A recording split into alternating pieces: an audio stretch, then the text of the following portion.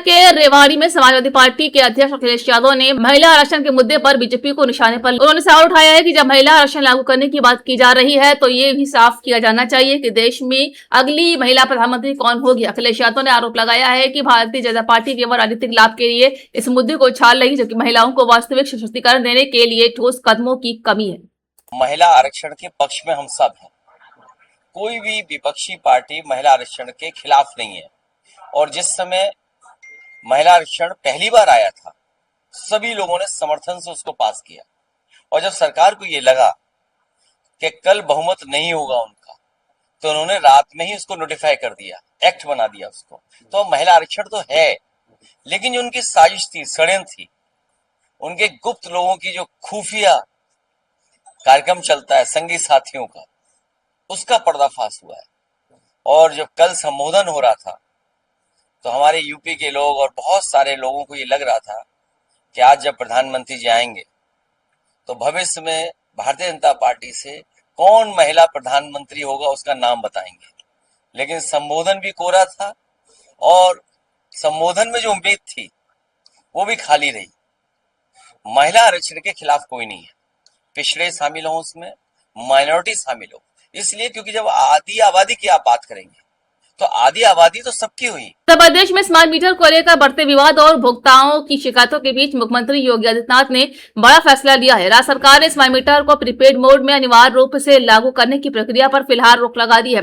ये निर्णय ऐसे समय में लिया गया है जब कई जिलों में उपभोक्ताओं की लगातार शिकायतें सामने आ रही, जिनमें गलत बिलिंग, तकनीकी गड़बड़ियों और बिना पर्याप्त जानकारी के मीटर लाए जाने जैसे मुद्दे प्रमुख थे। मुख्यमंत्री ने स्पष्ट निर्देश दिया है कि जब तक इसे पूरे मामले की गहन जांच नहीं हो जाती है, तब तक नए स्मार्ट मीटर लगाने की प्रक्रिया आगे नहीं बढ़ेगी। इसके लिए एक उच्च स्तरीय तकनीकी समिति का गठन किया गया है जो स्मार्ट मीटर की कार्यप्रणाली, बिलिंग सिस्टम और उपभोक्ताओं की शिकायतों की विस्तार से जांच करेगा। समिति अपनी रिपोर्ट सौंपने के बाद ही आगे की कार्यवाही तय की जाएगी। सरकार का कहना है कि तकनीकी रूप से पूरी तरह संतुष्ट होने के बाद ही किसी भी नई व्यवस्था को लागू किया जाएगा। इस फैसले के साथ मुख्यमंत्री योगी आदित्यनाथ ने बिजली विभाग को भी निर्देश दिया है कि उपभोक्ताओं के साथ किसी भी प्रकार की सख्ती न बरती जाए और बिजली कटौती के मामले में संवेदनशीलता दिखाई जाए। खासतौर पर यह सुनिश्चित करने को कहा जाए कि किसी भी उपभोक्ता की बिजली अचानक न काटी जाए और उन्हें पर्याप्त समय दिया जाए। इसी के तहत सरकार ने यह व्यवस्था लागू करने का निर्णय लिया है। उपभोक्ताओं को कम से कम 45 दिनों का बिजली आपूर्ति जारी रखी जाएगी ताकि वे अपने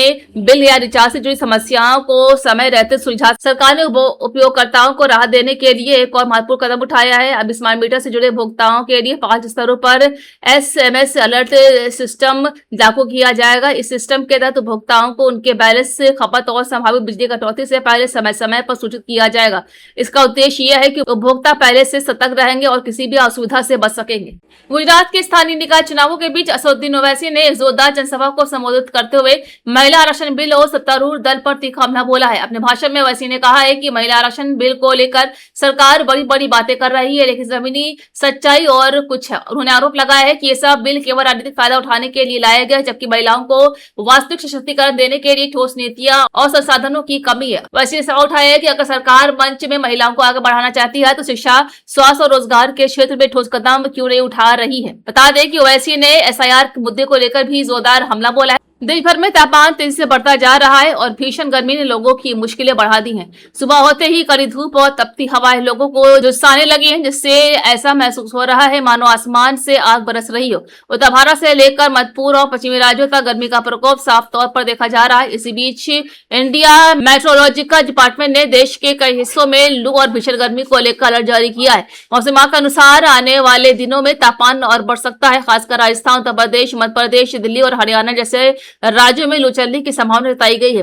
कई इलाकों में तापमान 40 से 45 डिग्री सेल्सियस के पास जा सकता है। इससे लोगों को अतिरिक्त सावधानी बरतने की जरूरत है। दोपहर के समय घर से बाहर निकलना खतरनाक हो सकता है, खासकर बच्चों और बुजुर्गों के लिए। गर्मी से बचाव को लेकर इंडियन मेट्रोलॉजिकल डिपार्टमेंट ने कुछ जरूरी निर्देश जारी करे हैं। लोगों को सलाह दी गई है कि वो बिना जरूरत घर से बाहर ना निकले, हल्के और ढीले कपड़े पहने और शरीर में पानी की कमी न होने दे। अधिक से अधिक पानी पिए। नींबू पानी, छाछ और ORS जैसे पेय पदार्थों का सेवन करने की सलाह दी गई है। इसके अलावा धूप में निकलते समय सिर को ढके रहना, सनस्क्रीन का उपयोग करना और बच्चों और बुजुर्गों का विशेष ध्यान रखने को कहा गया। अगर किसी को चक्कर, सिर दर्द या अत्यधिक थकान महसूस हो तो तुरंत ठंडी जगह पर जाकर आराम करने और जरूरत पड़ने पर डॉक्टर से संपर्क करने की सलाह दी गई है।